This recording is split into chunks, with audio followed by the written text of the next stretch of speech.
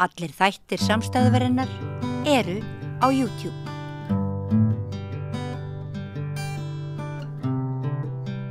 Já, komið sæl. Ég ætla að ræða hér við 4 nýja þingmenn úr 4 flokkum.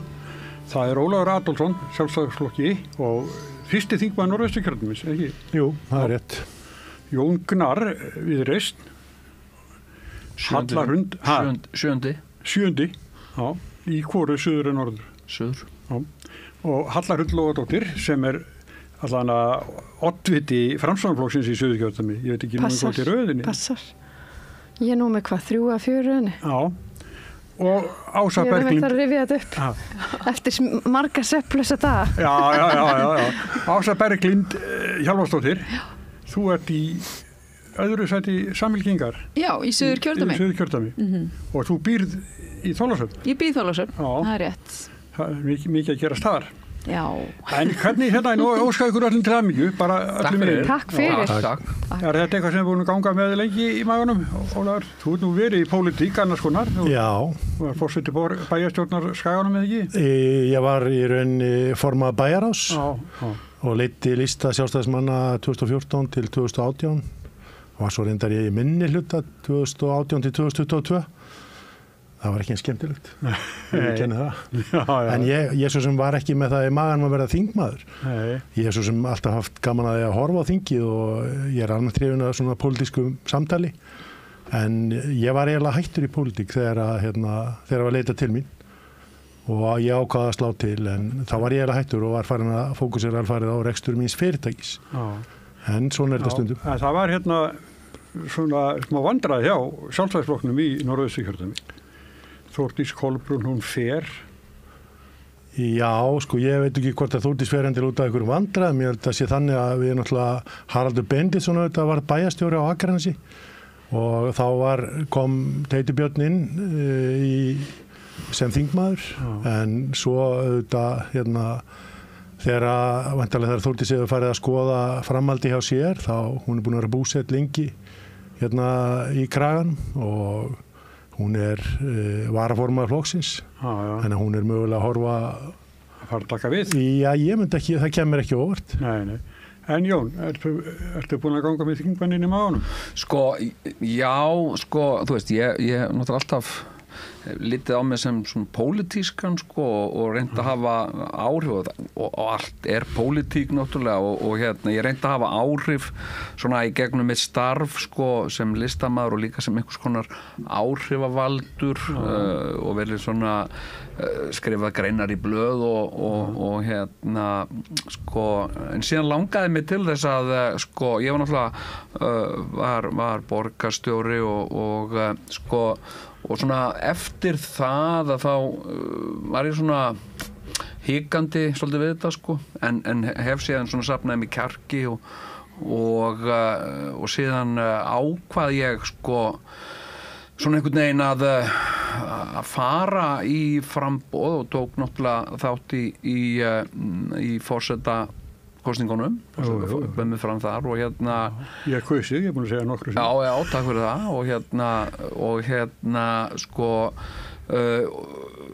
og mér fannst það gríðarlega skemmtilegt. Mér fannst það athyglisvert á svo margan hátt og ég skynjaði líka bara svo miklar breytingar í samfélagsgerðinni hjá okkur og svona alls konar áherslur og svona síðan var umboðsmaður barna og krakkarúf voru með krakkakosningar í grunnskólanum landsins og þau kusu mig sem forseta og þetta var svona við hjónin vorum að ræða þetta eftir hvernig ætlar að svara þessu þetta er bara, þetta er bara mikið virðingavottur og hvernig ætlar að svara þessu ég var eitthvað að hugsa, já, kannski skrifa barnabók eða og svo fór ég að hugsa bara bara að bjóða mig fram og bara minnst þetta alveg gaman og mér finnst þetta mikið breytt og mér finnst þetta mjög áhugavert núna. Þetta er ekki sama svona kannski svona frustrasjónin og var eftir hrunið og bara bjóða mig fram bara til þings og mér leist best á af mörgum mjög góðum kostum og leist mér best á Viðreisn svona sem vettvang fyrir mig og og ég var að ræða við kona mín og sagði henni, já, mér langar bara að bjóða mig fram og hún sagði, já, þú veist, en heldur að verða ekkit of mikið fyrir heldur og ráður alveg við þetta og já, sagði þetta það verða kosningar í fyrsta lagi vor sko, þannig ég hef góðan tíma til að setja mig inn í sko, ég veit mér ekki almennilega hvað ramma áætlun og svona, ég get googlað það og lesa mér aðeins til og svo bara gjörbreytist það og ég má eiginlega segja sko, og ég sé búin að vera í samfelldri kosningabaráttu bara frá því vor þetta er búið rosa skrítið í líf sko, en sko, mér finnst þetta mjög gaman og ég verið mjög skýr með það hvaða málaflokkum ég brenn fyrir og hvað mér langar til að taka til hendinni og ég hlakka mikið til bara að geta hafist handa. Hallarhund, þú veist hvað rammaáætlun er? Já, ég var ég þurfti ekki að googla það en það er auðvitað ýmislegt annað að læra og ég kannski auðvitað eins og Jón þetta er búið að vera áhört ár mikið framboðsár og eitthvað sem maður sá ekki fyrir þannig að já, ég segi það stundum í gríni núna að maður auðvitað, sko, það eru kosningalofurinn en síðan hafa verið lofurinn til barnanna minna hvað við ætlum að gera eftir kosningar og ég náði ekki að framkvæma öll eftir síðasta framboð, þannig að þessi loforðaflaumur inn á heimilinu, það eru tölur sko, sem það er að framkvæma þar. Og skulda börnunum talsvert. Þessi jól verða eitthvað annað, eins og segjum. En ég kannski kem frekar bratt inn í pólitík eða inn í þetta framboð. Ég mani mitt, ég var nýbúin að segja, sko leggja á blaðamann og segja að ég ætlaði ekki að taka neina ákvörðun fyrir en eftir áramót á nýju ári hvað ég myndi fara að gera og var farin að skoða ýmis tækifæri en þá springur stjórnin og þá hefst samtal og ég þetta kannski, hvað ég segja, bar frekar brátt að en ég get tekið undir með Jóni og fleirum ég hef alltaf haft áhuga á samfélagsmálum og kannski áhuga bara á opinberri þjónustu og þetta verið í orkumálunum sem er auðvitað mjög mikilvæg fyrir samfélagið verið að vinna í menntun sem er líka svona eitthvað sem ég trú á að skipti öllu máli fyrir okkar samfélag og verið að vinna í utanríkismálum og öðru sem eru svona, hvað ég segja, allt svona rauði þráðurinn er kannski þessi þjónusta fyrir landið á einn eða annan hátt. Þú ert Sunnlendingur? Ég er með mínar rætur þar. Ég er svo heppin að foreldrar mínir áttu mig þegar þau voru ung og þau voru bæði í námi og svona fóta sig í að koma undir svótunum og þannig að ég var svo mikið fyrir austan á síðunni hjá ömmu og afa. Þannig að mínar rætur eru mikið þar og þess vegna kannski líka þegar að koma að því að hugsa sko varandi flokka og annað því að það eru margir góður flokkar og mikið af góðu fólki þetta sem er í pólitík en þá var það fyrir mig að mig langar ótrúlega mikið til að leggja lið samfélögum utan höfuðborgarsvæðisins. Mig langar til að beina sjónum mínum að uppbyggingu þar og ég auðvitað brenn fyrir auðlindamálunum og auðlindir landsins eru víða, ekki bara á suðvesturhorninu og síðan eru það önnur mál sem að skipta miklu máli og þar get ég nefnt uppbyggingu á tækifærum í menntun sem að ég hef komið af áður og ýmis önnur mál sem kannski eru bara nýsköpun og sköpun þvert á greinar samfélagsins. Herri, áður ég talaði við Ásu Berglindi, þá langar mér að spyrja þig, var þér ekki létt þegar að Sigurður Ingi datt inn alveg í lokin? Jú, ég ætla ekki að neita því, það var mikið gleðiefni, ég var nýkomin úr viðtalið þar sem ég sagði einmitt, ég var að krossa fingur og svo var þetta búið að vera mikill darraðadans. Það hýrnaði nú heldur yfir Karli. Já, það var alveg dreigið þarna tímabili. Þetta var mikil barátta og auðvitað er þetta búið að vera gríðarleg barátta undanfarnar vikur. Já. Þannig en við missum frábæran mann út. Sigurður Ingi kemur inn og auðvitað hefðum við viljað fá meira. Við fjallum kannski aðeins þessi úrslit hérna eftir. En þetta er auðvitað búið að vera mikil vörn og sókn. Og samtímis. Ég þætti í gæra þá sagði ég sko með Willum að hann fell að þingi en það er laus landsliðsþjálfara staðan í fótboltanum. Já, þessi maður allan að heima á sko vettvangi sem hann getur haft áhrif og ég get sagt ég er búin að fara auðvitað á marga staði að það er rauður þráður hvað fólk er ánægt með hans störf. Já, ég er sammála því. Þannig að við verðum að halda honum í einhverju góðri stöðu.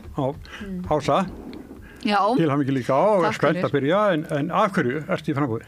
Af hverju? Já, Ertu í sveitarstjórn eða? ég er í sveitastjórn, ég er í minni hlutanum í bæjarstjórn Ölfus og byrjaði þar fyrir núna að verða 3 ára síðan og það sem að leiti mig þanga er bara að ég hef í gegnum tíðina unnið bara að ég reyna að hafa góð áhrif á samfélagið mitt og gert það yfirleitt í gegnum menningu. Ég er tónlistarkona og hef stjórnað bæði lúðrasveit og kór og unni með börnum og eldri borgurum í gegnum menningu og sérstaklega tónlist og það er bara eitthvað við að gera gagn sem að drífa mig áfram og þannig að þegar þetta kall kom hérna fyrir mánuði, 6 vikum síðan þá bara svona, ég átti fjölskyldufund og hugsaði máli vel en sá fyrir mig bara að þarna væri aldrei svettvangur til að gera gagn. Þannig að ég sé ekkert eftir því. Þetta er bara búið að vera ótrúlega góðu tími núna að fara okkar risastóra kjördæmi og tala við fólk og hitta fólki sem vinnur í okkar mikilvægastu stofnunum og og bara börnin og unglingarnir, það var líka gaman að hitta þau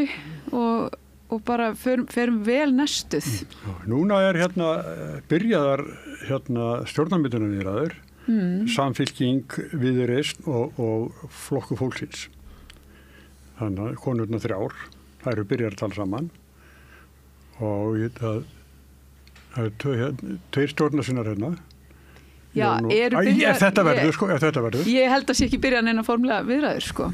Já, ég get hvorki staðfest að neita því að ég viti af slíkum viðræðum. Nei, Þorgerður Katrín sagði þetta í útvarp í dag. Já, ég hef ekkert hlustað á fréttir í dag. Það kannski bara hún og Kristrún, ég veit það ekki. En þetta stefnir jafnvel í þetta. En það er ég hef sagt ykkur að lang reynslu minni sem þingfréttamanns, það er mikill munur að vera í stjórn eða stjórnarandstöðu. Já. Ég held við höfum þóst vita það. Ég held við höfum alveg þóst vita það. Já. Nei, ég ætla ekki að kenna þið neitt, Ólun. Nei, þetta er Meira sér í sveitarstjórn. Þó að við séum samhent þar, þá er þetta blæbrigða munur á því að vera meirihluta megin eða hinum megin. Algjörlega. Upp á hverju þú kemur í framkvæmd. En þú getur auðvitað haft mjög góð áhrif eftir sem áður í minnihluta. Já. En ég held nú að til dæmis í sveitarstjórnum þá er þetta nú oft óþarflega mikið flokkspólitískt því að öll erum við nú bara að vinna að sömu málunum sem er bara að gera sem besta þjónustu fyrir fólki sem býr í okkar sveitarfélögum og reyna að halda þannig taumana að sko framtíða kynslóðir munu eignast góð sveitarfélög líka sko. Já, ég er alveg sammála því sko og líka bara sko svona sko sveitastjórnar eða rekstur sveitarfélaga er orðin svo advanseraður og það er svona vægi pólitíkurinnar er of mikið og oft hafa sveitarfélögin verið svona notu svona oft svona sem ákveði stökkpallur yfir í landsmálin og svona þjálfunarbúðir ákveðnar en það er þrjúdæmið það hérna inni. Þið eru 3 sjálf. En svona pólitískt vægi sveitarfélagana er oft mjög ofmetið af því að sko þetta er náttúrulega fyrst og fremst samstarf sko og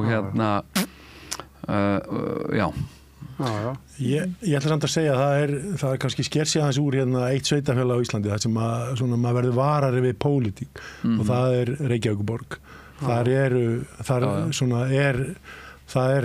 eru sterkari öfl þar að glíma og en það er borgin auðvitað risastór og skiptir máli á svona landskvarðanum hreinlega og gengur kannski næst þá ríkinu í afli og þá skiptir auðvitað máli hvað er valið og ég ætla ekki að segja að það sé ekki rétt sem kom fram áðan en það er samt þannig að það er alveg blæbrigða munur á vinstrinu og hægrinu gagnvart sko nálgun á við getum sagt til dæmis skipulagsmál og hvaða íbúastefnu menn ætla að reka.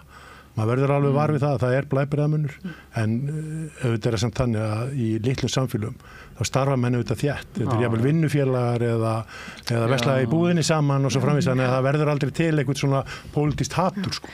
Svo líka auðvitað að vinna saman líka á þinginu, auðvitað mörg góð mál sem eru unnið að saman þvert á flokka og ég held að það verði líka saman hvort að menn eru í stjórn eða stjórnarandstöðu að nýta sína þekkingu og vinna saman að því að koma góðum málum áleiðis. Ég held að það eigi að vera nálgunin í pólitík. Og þá það mest í nefndastarfunum. Já, og ég held að séu þetta tækifæri líka. Við erum alltaf að sjá að það meiri umræðum á samfélagsmiðlum, umræðan ofta harðna í samhengi við ólíka einstaklinga í stjórnmálum. Og ég held að það sé mikil ábyrgð, nú erum við ný hér að fara inn á þing. Ég held að það sé mikil ábyrgð að reyna að vanda sig í þessari umræðu, reyna að tala vel náungan, reyna að hlusta eftir ef það verið að gagnrýna einhvern, að leita beint í frumheimild, tala við fólk, spyrja út í málin, reyna að vanda okkur í pólitík. Ég tók þess eftir því þegar ég var borgarstjóri var að sækja náttúrulega mikið samstarf við höfuðborgirnar á Norðurlöndunum og ég tók alveg eftir því við fórum gjarnan þá fulltrúar frá flokkunum í borgarstjórn. Ég aðstoðarmaður minn og svo kannski einn embættismaður en í tilfelli flestra hinna borgarna þá voru svo auðvitað farið. Það var yfirleitt her embættismanna og sérfræðinga sem hafði vita á því sem var verið að ræða og svo kannski 1-2 pólitíkur sem fylgdu með Það framkvæma það sem hinu vildu. Já, og sem sagt og þetta var bara sem sagt og mér finnst þetta ekki vera pólitískt álitamál, mér finnst þetta vera bara spurningum heilbrigðarskynsemi, svo skipulagsmál og svona, þetta er náttúrulega bara fólk sem er líka bara oft búið að mennta sig mjög mikið í þessum fræðum og þannig að það er ekki hægt að horfa fram hjá því og þetta með eins og ég var nú gagnrýndur oft fyrir að taka of mikið mark á embættismönnum eða sérfræðingum eða svona mér finnst þetta bara ekki svaravert mér finnst þetta bara svo bara eðlilegt og heilbrigt Mér langar líka aðeins að koma inn á aftur varðandi landsbyggðina því mér finnst oft Reykjavíkurborg og pólitíki þar fá alveg gríðarlega mikið pláss í umræðinni þó að svo að hér búi nú massin af þjóðinni en þá verða bara held ég mest verðmættin til út á landsbyggðinu og þar eru innviðirnir sem skipta okkur mestu máli orkuvinnslan og allt þetta og mér finnst oft bara fjölmiðlar ekki sína því nógu miklu athygli sem er að gerast út á landsbyggðinni Nei, það er alveg árétt og ég óskaði þess oft þegar ég var borgarstjóri að fjölmiðlar myndu nú sína mér kannski aðeins minni að ég var alltaf að segja en Akureyri, pæli Akureyri það fullt að gerast það líka Já, það er ekki bara að þeirra verið að gagnrýna okkur sem að við viljum færa fókusin eitthvað annað en ég Jú, það er að snjóa því, ég var kennt það ég segi það snjóa líka á Akureyri Það snjóa þetta meira það Miklu meira, þeir eru ráði ekki neitt En þetta skiptir líka máli varðandi til dæmis eins og höfuðborgina þetta er auðvitað höfuðborgin okkar allra og þess vegna er kannski eðlilegt að fókusin sé á höfuðborginni og það eru alveg mál þar sem eru hitamál líka út á landsbyggðinni ég nefni flugvöllin sem skiptir landsbyggðina gríðarlega miklu máli og það skiptir máli hvernig því máli er ráðið til lykta hér er all þriðjastigs þjónusta við viljum fá aðgengi að þessu á sem bestan hátt þar með tali líka eins og ég var nú að vísa í það til dæmis með skipulagsmálin það skiptir máli hvernig aðgengi er að Landspítalann. Þeir sem hafa setið fastir í ártúrsprækunni, þeir vita alveg að því eða á Miklubrautinni að það skiptir auðvitað máli að hafa greiðarsamgöngur og góðar. Og ég er ekki að segja að vaki eitthvað annað fyrir borginu, en menn er ekki sammála. Nei.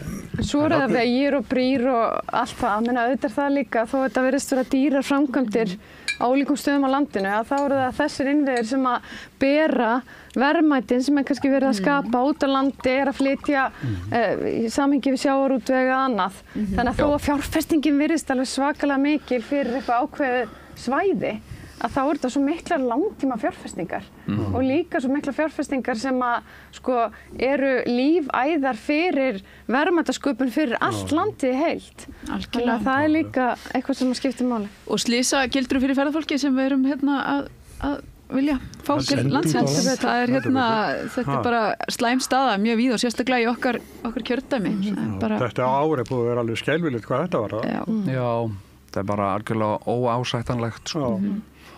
Ég stundu satt að það var íselli út að ganga Laugaveginn eitthvað að við fórum eins og 4 til Skotlands að spila golf og þá pöntuðum við rástímuna löngu fyrr Þannig að við áttu bara klukka 9:20 eitthvað og okkur ekki á Laugaveginn, okkur þetta ekki bara til að segja ekki margir í allt og margir í einu heldur bara stýrt inn á og svona má það vera og eins með ísellan og þetta, það bara vera eitthvað stýring að segja ekki bara algjör sko.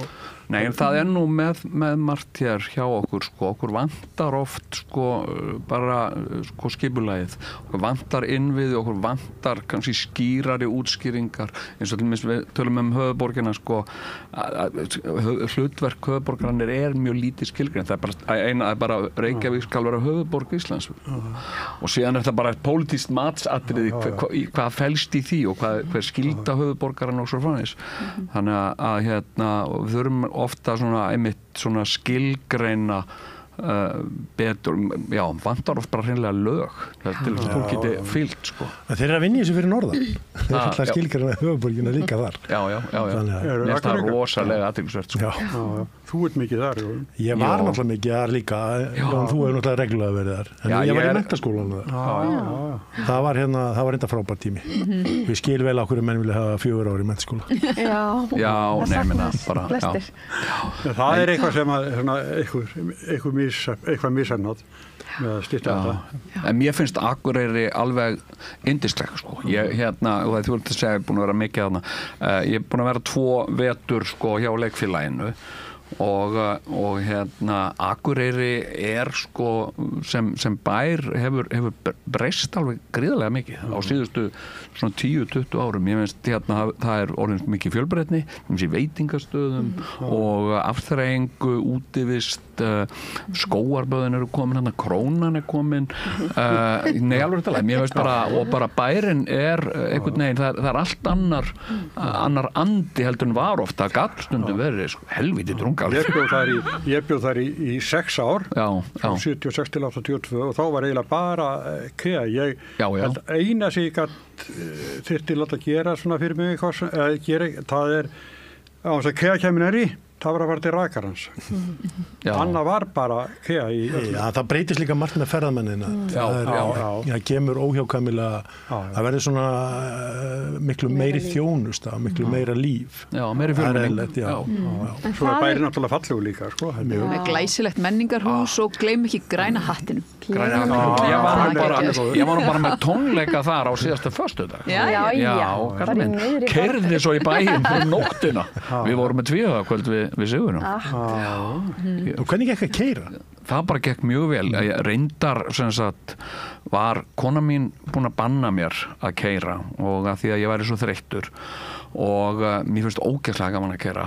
Og Sigurjón sérstaklega á nóttunni. Já, mér finnst bara alltaf, mér finnst gaman að keyra og Sigurjón ekki eins góður bílstjóri og ég og þannig að það var svolítið svona, þú veist, hann keyrir svolítið hægt sko og mér langaði alveg að segja svona við hann sko, þú veist, 65, þú ert kannski fara aðeins svo varlega sko en hann fór svolítið svona varlega en ég meina það var góð færð en ég var bara svo hræddur að verða sko veðurteftur út af Spáni sko þannig að Það þú tekið við? Þú tekið við á jaksturinn? Nei, hún kona mig og búin að senda honum SMS þú passar að Jón keyri ekki, hann ekki nokkur standi til þess af því að bara, ég var bara svo þreyttur sko bara en menningarstarfsemin bara dásamlega og Hof náttúrulega breytir líka mjög miklu sko. eins og Harpa breyti fyrir Hof fallegt hús það engin bær á Íslandi sem með sko fjölbreytta starfsemi eða sko fjölbreytta innviði íþróttahús, sundlaugar, leikfélag Hof eins og Akureyri þetta sko þjónusta mælikvarða skautasvell gleymum því ekki það líka fyrir okkur að búa upp sko Suðvesturhorninu þá svo mikils virði að Akureyri blómstri sko það getum farið í aðra svona minni borg svona second city það bara og ekki sjálfgefið eins og Hof við fórum nú í Hof sko núna þegar vorum fyrir norðan sko og mér finnst bara svo góður andi þarna í húsi mér finnst bara gott að koma þá og sé ekkert í gangi sko Algjörlega. Það eins og í Hörpu. Ég starfa nú í Hörpu. Það nú að segja því starfi upp núna. Ég verkefnastjóri dagskrárgerðar í Hörpu og það hefur verið bara alveg ótrúlega gefandi að fá vinna í þessu glæsilega húsi. Ertu að hætta þar núna út af þingmennskunni? Já, þetta svona smá bittersweet. Já, ég vil sjá það á þér, þú ert ekki alveg viss, sko. Ég alveg viss, ég alveg búin að gera það upp innra með mér, en auðvitað eftirsjá eftir mínu góðu starfsfélögum þar og þeim bara dýrmætu verkefnum sem ég var með, en ég bara reynslu ríkari og mun alltaf góð samskipti við þetta fólk sem þar, sem á heimsmælikvarða eins og húsi sjálft. Ég hef mitt fengið aðeins að fara í önnur tónlistarhús í þessu starfi, að því ég hef verið að fara sem fulltrúi til samtaka evrópska tónlistarhúsa, þar sem eru bara svona öll fínustu tónlistarhúsin í Evrópu og þar eru bara allir með stjörnur í augunum yfir þessum dýrgrip sem við eigum hérna á okkar litla Íslandi og bara tónlistafólk sem algjörlega heimsmælikvarða eru bara öll með það á sinni stefnusgrá að mæta hingað og halda tónleika í Hörpu. Þetta einstakt hús. Já, meina, Harpa breytir svo miklu fyrir að fá alþjóðlega listamenn til landsins vegna þess að hérna áður kostaði þetta endalaus símtöl og útskýringar og þetta, en þannig ertu bara með hús sem fullnægir þeirra skilurðu með þeirra óskar. Hús með lausum sætum. Nei, skilurðu, það þarf ekki að, þú veist, að vera í löngum símtölum redda þessu og redda hinu, þetta bara allt í staðar. En þetta heldum við áfram að byggja Hörpu í hruninu svolítið hraust ákvörðun. Já, skynsamlegt samt. Hugrökk. Já, það hefði verið grátlegt að skilja þetta eftir. Svo er þetta líka náttúrulega ráðstefnurnar og allt það, mikil umgjörð fyrir Arctic Circle og allar þessa starfsemi.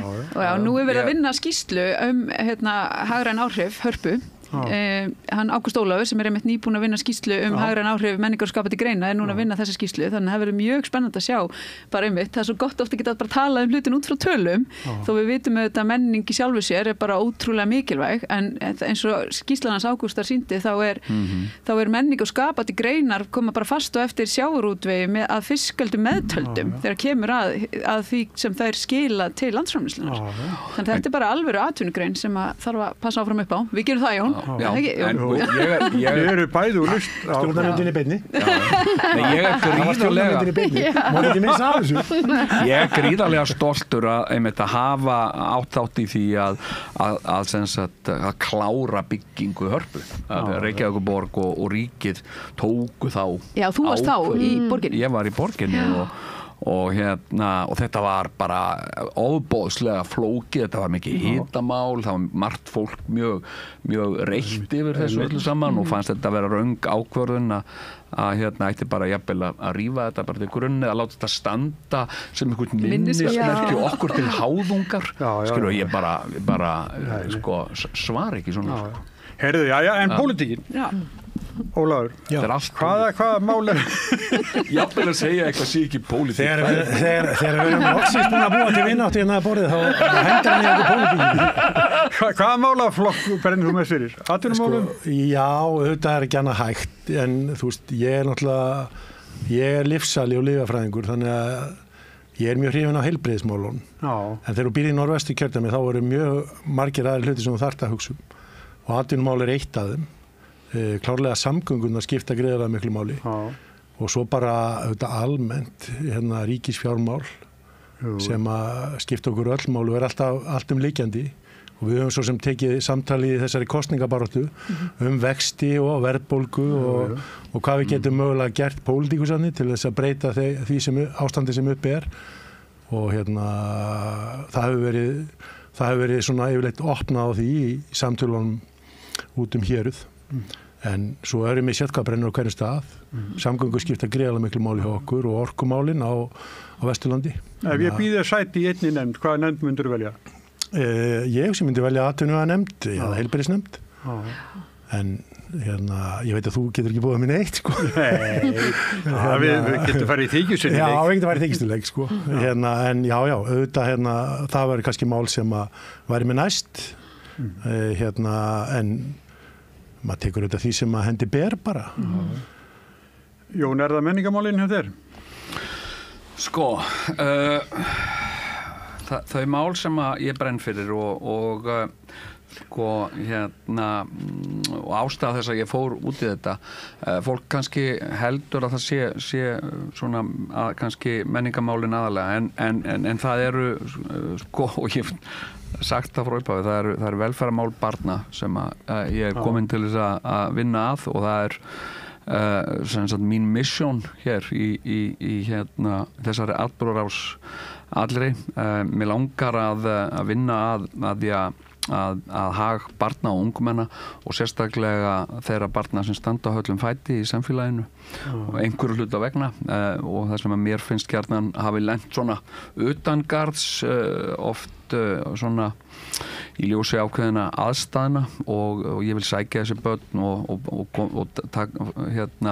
færa þau innangarðs og svona reyna að finna út úr hvernig við getum hjálpað þeim og það er bara það slær mig að hér á Íslandi skuli ríkja og meðan umboðsmaður barna hefur sagt það ríki neyðarástand í málefnum barna og ungmenna á Íslandi og mér finnst það algjörlega óásættanlegt og mér finnst þið bara öll þurfa og ég veit að þetta er ekki pólitískt ágreiningsmál einu sinni, þetta er bara eitthvað sem við viljum öll og bara hvaða leiðir við höfum getur verið ágreining. Já og mér finnst mjög verðmætt fyrir stofnun eins og Alþingi að hafa innanborðs mann eins og mig sem að hóf mína skólagöngu og barna og unglingageðdeildin og Dalbraut og ég komin þar bara 3-4 ára gamall og síðan farið svona holótta leið skulum við segja í gegnum lífið en náða að koma niður á fótunum og bjarga mér og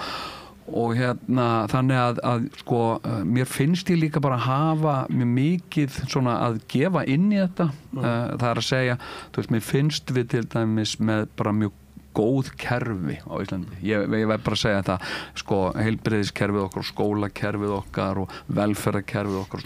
Mér finnst þetta að mestu leyti vera góð kerfi en það má svona laga ýmislegt inn í og oft má bæta samskiptin og samlegðar áhrifin milli ólíkra eininga innan kerfisins og til dæmis og þar held ég að þessu nýju velferðarlög eigi eftir að bjarga miklu en það þarf að gera betur og mér finnst til dæmis bara það sem að náttúrulega kannski var áberandi hér í þessari kosningabaráttu ástandi til þess að Stuðlum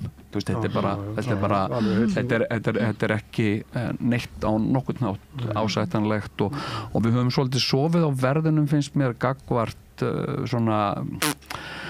gagnvart fjölskyldunni svolítið og forvörnum og við erum svolítið svona hefum skarað fram úr bara í forvörnum og það er til íslenska forvarnamódelið sem ég finnst svolítið svona það er eiginlega bara svona verið að flagga því í útlöndum í dag og forvarnadeild lögreglunar vilja til dæmis efla og þannig að ég er að koma svolítið úr þeirri átt en auðvitað er hjarta mitt í listum og menningu og líka bara sjá liststarfsemi sem að vera að búa til hérna á Íslandi sem líka bara útflutningsafurð þetta er ákveðin útflutningsafurð eins og sjónvarp og kvikmyndir og bækur Peningaprenti vel bara hreinlega Já, þetta er það, en síðan náttúrulega Viðreisn er frekar svona myndi kallast hægri sinna flokkur í svona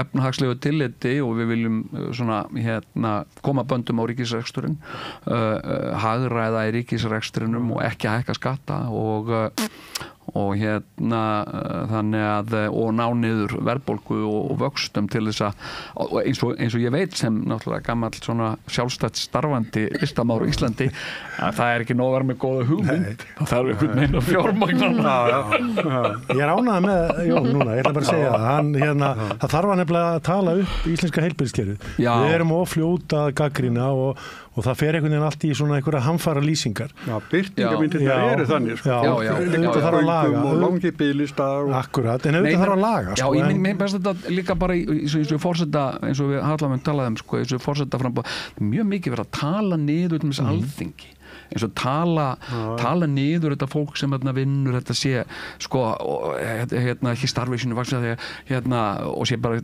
tómu fíblagangur, þetta bara ekki rétt. Við erum bara, þú veist, þetta einn elsta stofnun í heimi sem við stöndum fyrir. Þetta elsta þjóðþing í heimi. Já, þetta elsta þjóðþing í heimi. 1930. Já, og sko, og við eigum að tala hlutina upp og reyna að gera þá betri, og þetta með sko, en þá veist, en líka horfast í augu við, þú veist, eitthvað ekki gott, en það þarf ekki að þýða að það sé bara alls slæmt, og við höfum bara að henda því.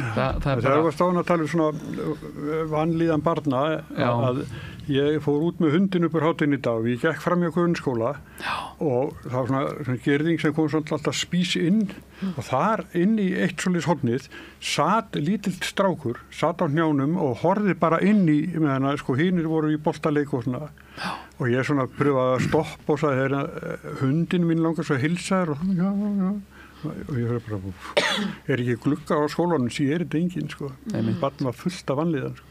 Það bara, og við sjáum tölur bara ár eftir ár að vanlíðan barna fer vaxandi, og það á ekki að vera þannig. Við eigum svo gott land, við eigum svo margt stórkostlegt, við eigum svo frábæra menningu og við erum samhent samfélag og við getum bara gert betur en þetta sko. Og varandi þingi ekki bara sjálfum okkur verst í sambandið þingi, ég meina við höfum séð þessa sýndaratur sem fer fram í pontunni með reglulegum hætti, þar sem að maður svona upplifar að það sé verið að gera óþarfa ágreiningur hluti sem að það sé reynilega bara verið að búa til skautun sko. Og þá verið þingmenni bara sjálfum sér vestir, hvað það var þar. Ábyrgð þingmanna orðaðu þeirra eru þetta mikil fyrir samfélagi heild sinni. Það eru náttúrulega orkumálin. Meðal annars. Er það ekki helst? Jú, þú þekkir það náttúrulega betur en flestir aðeins þingmenn. Já, mér langar samt að sko aðeins að byrja sem þú endaðir, Jóna, því ég tek svo undir með þér varðandi forvarnir. Við erum að mynda 4 flokka stjórn. Nei, sko, að því vorum að tala um hrunið og að því varst að nefna forvarnir, að það fannst mér svo áhugavert núna að læra um það á undanfarnum vikum, að eftir hrun var einmitt skorið niður í þessari í samfélagsluta lögreglunar. Hlutanum sem við munum öll eftir þegar löggan fór og heimsótti skóla og svona einhvern veginn varð vinur fólksins, var svona hluti af samfélaginu. Og það eru þeir að sjá að það hefur haft þau áhrif að ungmenni sko í dag hafa kannski ekki sama traust og líti ekki á lögguna sem svona hluta af samfélaginu áður.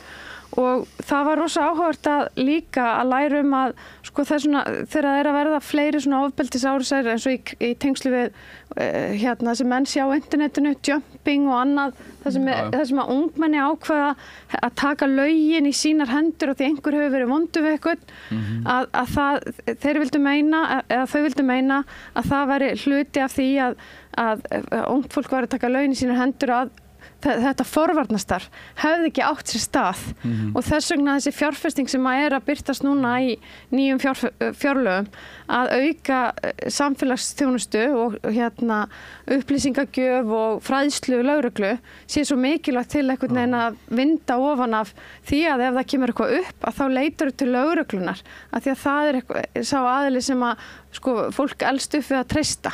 Nefnum þetta svo ótrúlega gott dæmi hvað þetta varðar. En það eru auðvitað mörg mál sem að maður brennur fyrir. Ég hef talað mikið auðlindamálin heilt yfir. Ég brenn fyrir því að við séum að byggja upp orkuinnviði sem að nýtast sérstaklega samfélögum og forgangsraða þeim þannig. Forgangsraða að við séum að tengja Vestmannaeyjar sem að vantar betri tengingar til að geta rekið sitt atvinnulíf. Þannig að vera að setja í uppbyggingu orkuinnviðum þar sem að þörfin sérstaklega.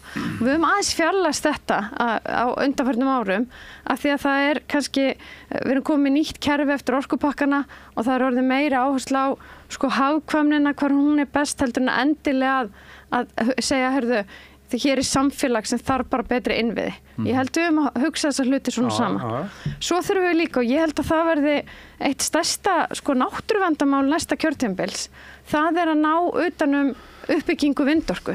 Því að þó það sé nýr og góður orkugjafi að þá hefur verið, menna það að við séum með tugi vindorkuvera í uppbyggingu, í skoðun, það eitthvað sem að sko, við þurfum að ná utanum að vera að byggja fá verkefni á afmörkum stöðum sem eru hagkvæm í stærð og geta verið á ólíkum stöðum á landinu þannig að þau jafni hvort annað út.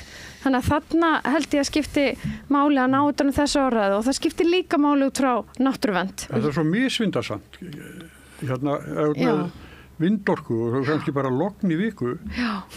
Og engin framleiðsla. Nei, þess vegna verður að byggja upp vindorkuver helst á ólíkum stöðum á landinu og þarna þarf að vanda vel því að þetta eru stór mannvirki og þá eftir að sko reyna líka meira á það að náttúrun okkar er líka að vaxa í virði og við eigum ennþá fjölda vatnsaflskosta, jarðhitakosta, þannig að við getum verið dálítið klók hvernig við byggjum þessa hluti. En fara betur með orkuna heldur en við gert, þetta að segja það. Bæði þá og í nýtingunni að vera að horfa til fjölbreyttra kosta og vera að horfa á uppbyggingu í samhengi við samfélög. Og það þarf líka að horfa á ábati af nýtingu, það eru flestir af þessum vindorkuverkefnum eru einkaaðilar, að ábati skili sér til samfélagsins, það hefur ekki verið útfært í sjálfu sér löggjöf þegar þetta eru einkaaðilar. Þannig að það er dæmi, ég hef líka nefnt jarðakaup erlendra aðila. Við þurfum að hugsa um það að við erum að selja vatnsréttindi, jarðhitaréttindi, jarðefni og þegar við seljum jarðir og það þarf að ná utanum langtíma hugsun í þessum málaflokki sem að aðra þjóðir eru búnar að móta og útfæra með öðrum hætti heldur við og við megum ekki vera einföld eða naív ef við sletti hvað þessa lykil auðlinda málaflokka varðar. Þannig að þetta er dæmi mál sem að ég mun tala fyrir. Ég nefnt líka orkuöryggi almennings og það tengist mikilvægum þáttum eins og til dæmis landbúnaði og garðyrkju og ég vil heilt yfir og við erum nú í sko vöggu landbúnaðar að mörgu leyti og garðyrkju. Ég vil sjá sókn í þessum málaflokkum. Mér finnst svo mikilvægt þegar við erum að tala um lýðheilsu, þegar við erum að tala um nýsköpun, þegar við erum að tala um greinar sem að hafa virkilega sko vaxta grundvöll, að vera að horfa til dæmis á það að við séum að auka ræktun á íslensku grænmeti. Það er líka loftslagsmál, það er lýðheilsumál og það við erum að, sko okkur er búið að fjölga mikið hér á landi undanfarin ár og við erum að fara að fjölga, okkur er að fara að fjölga enn meira og við þurfum alltaf að ákveða líka hvernig ætlum við að vaxa sem sko landbúnaðarsamfélag inn í þá fjölgun.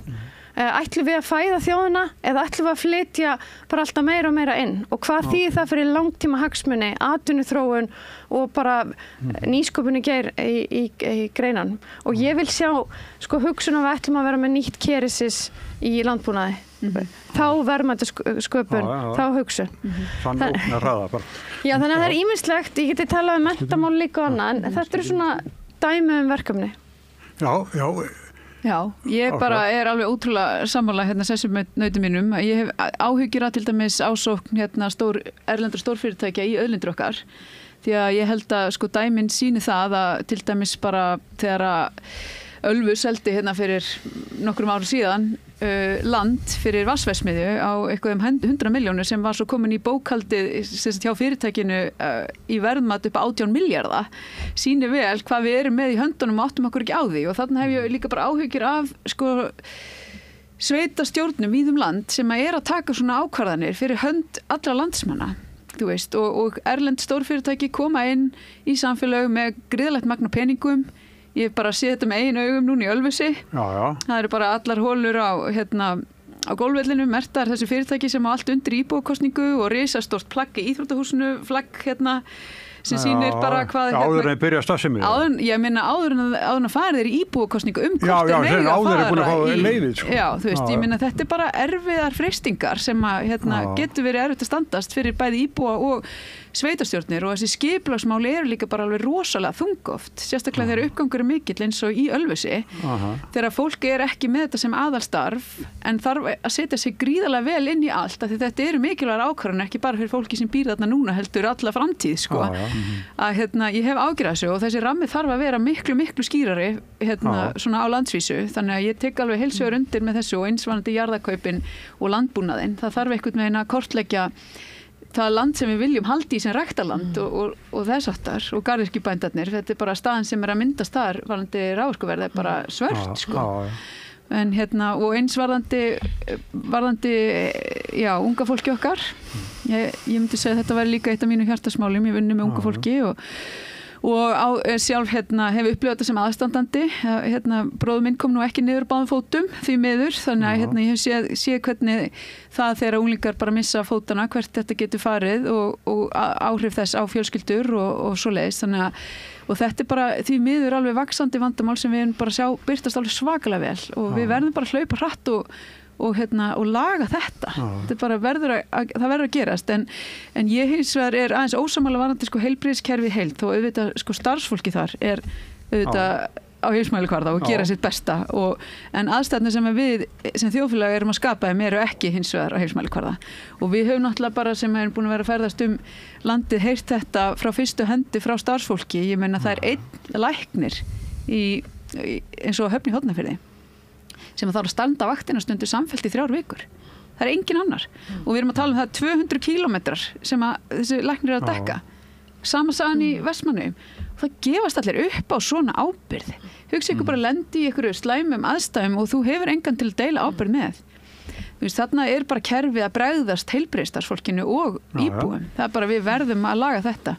Og það sem við höfum séð eins og á Suðurlandi, við skilst að heilbrigðs fjármagn til heilsugæslu sé áætlað út frá íbúum sem búa á svæðinu en eins og Suðurlandi það náttúrulega bara margfaldast íbúafjöldin 80% af farðamönnum sem komum til Ísland sem farum þess að tölum ekki bara sumarbústana alltaf og bara fólki sem eru á ferðin á bílánum sínum og gistir í þeim þú veist, þetta bara alveg ótrúlegt magna fólki sem þarf að sinna og að reiða sig á að fá þjónustu og vegakerfið okkar bara þú veist, þar mesta slysagildra landsins en þarfir utan náttúrulega menningamál mín hjartans mál þannig að ég ætla mér að vera ötull talsmaður fyrir þau líka. Mér svo áhugavert semst að tala varðandi heilbrigðismálina því að þau eru svo mikil kjarni ég heyr að við deilum áhuga þar kjarni í bæjarfélögum á ólíkum stöðum ef að þau eru ekki í lagi, ef að heilsugæsla er ekki í lagi eða læknisþjónusta, þá bara erfitt fyrir barnafólk að taka ákvörðun að búa á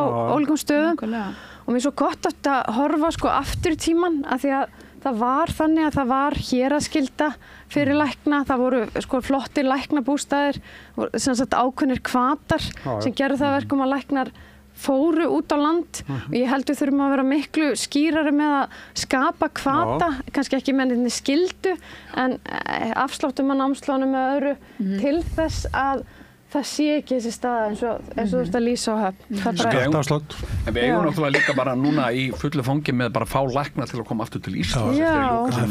Það náttúrulega bara, en ég alveg sammála þessu með heilbrigðisþjónustuna út á landsbyggðinni og það bara hlutur sem verður að reyna að bæta úr. En ég bara meina kerfið sjálft að segja Landspítalinn okkar að mér finnst það ekki slæmt eins og oft er rætt það að segja og ég hef þurft að nýta mér þjónustu Landspítalans og mér finnst auðvitað kannski bráðadeildin náttúrulega það er vandræða ástand neðar ástand þar en þegar þú þarft á heilbrigðisþjónustunni að halda þá virkar hún. Það er bara og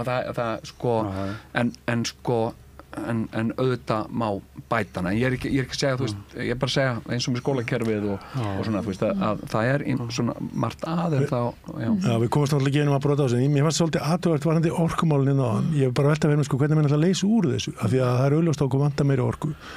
Og nú heyri ég að það er allavega að tala að við til dæmis ekki fá erlend eignarhald inn. Samt erum við búin að gefa í raun orkumarkaðin frjálsan hvað það varðar. Og hvað ætla menn þá að gera? Ekki standa við alþjóða samninga eða hvernig ætla menn að leysa úr því? Og varðandi vindin og vassaflið, þá lítur maður að spyrja sig. Nú hefur í rauninni hafa vassaflskostirnir verið það hefur hort síður til þeirra heldur en vindorkunar á grundvelli þess að það sé hægt, vindorkan sé fljótteknari. Og það er engir augljósir vassaflskostir í augsýn eða misti ég kannski af einhverju í umræðinni Það eru ennþá bara meðal annars í Þjórsá vassaflskostir sem er hægt að nýta og það er rosa áhugavert að það eru yfir 1000 megavött sem eru í nýtingaráætlun. Ertu að meina þá annað en Hvammsvirkjun og Já, það fyrir eftir hvernig lendir með Urriðafoss og svo framvegis. Það ýmislegt sem mögulegt. Líka í minni vatnsaflskostum í sjálfu sér. Nú heyri ég segja Jóngnar alveg að fara að sofna þetta. Það vantar orku. En málið að ég held að sé margt sem að skipti máli hérna. Það hægt að nýta þá kosti sem að Alþingi þegar búið að samþykkja. Það klálega hægt að fara í þá og gera það fyrir eitthvað rætt af því að Alþingi þarf ekki einu svona að koma að þeim ákvörðunum. Síðan held ég sé rosalega mikilvægt fyrir næsta þing að afgreiða einhvern áfanga af rammaáætlun en ég held að sé skynsamlegt að við horfum á það að byggja vindorku eins og við höfum gert almennt upp í ákveðnum skrefum og ef það á að vera erlent eða enga eignarhald að þá þarf að hanna það að það sé einhvers konar auðlindarenta sem að renni þá til nærsamfélags og ríkisins því að hinga til hefur orkukerfið okkar verið hannað þannig að við erum að taka ábandan í gegnum eignarhaldið. Þannig að þetta bara dæmi úrlausnarefni sem að tiltölulega auðvelt að finna út úr en þarf samt að gera og við vitum að ef við förum af stað á þess að hugsa um þessu umgerð, alveg eins og við horfum á sjókvíaldi til dæmis. Það svo erfitt að taka slaginn umhverfið eftir á. Það miklu betra að hafa leikreglunar líka fyrir fyrirtækin sjálf. Hvernig sér þið fyrir það varandi bara verðið? Ætlarðu þá að skilir það verð eða Ertu að tala varandi til dæmis fyrir notkun, almenna notkun ef það ekki hæstbjóðandi sem að færa orkuna hvað ætlar að segja þá við þennan aðila sem að setja upp kost þú mátt ekki selja hæsta verði Ég verði eiginlega að nota þetta nefnilega svo áhugavert ef við horfum á þennan hluta það sem ekki vatni þetta hinn svokallaði almenni markaður hérna erum við að tala cirka 5% sem eru heimilin og síðan restin venjuleg fyrirtæki og það var þetta þannig til 2003 orkukerfið okkar hannað þannig að Landsvirkjun bara ábyrgð á þessu hluta af því að við erum eyja og það ekki þetta að kaupa orku hratt hérna og það sem við verið að tala að önnur ríki að gera að setja varnagla fyrir minni notendur og það sérstaklega mikilvægt þegar við erum að horfa á loka orkukerfi og núna þegar staðan í eftirspurnin svona mikil og við erum með lága lónstöðu að þá alltaf hætta að það engar varnir að þessi keypt inn á þessa köku og þá eðlilega hækkar verð. Þannig að það bæði þarf að setja varnir hérna á milli varandi að þér sé skylt að selja inn á þennan marka og svo hægt líka, vonandi dugar það, en það hægt líka í Evrópulöggjöf að setja ákveð verðþak eða annað fyrir viðkoma notendur eins og til dæmis heimilin í landinu. Og ég held að þetta sé bara eitt stærsta lífkjaramál fyrir heimili og mjög mikilvægt að horfa á það.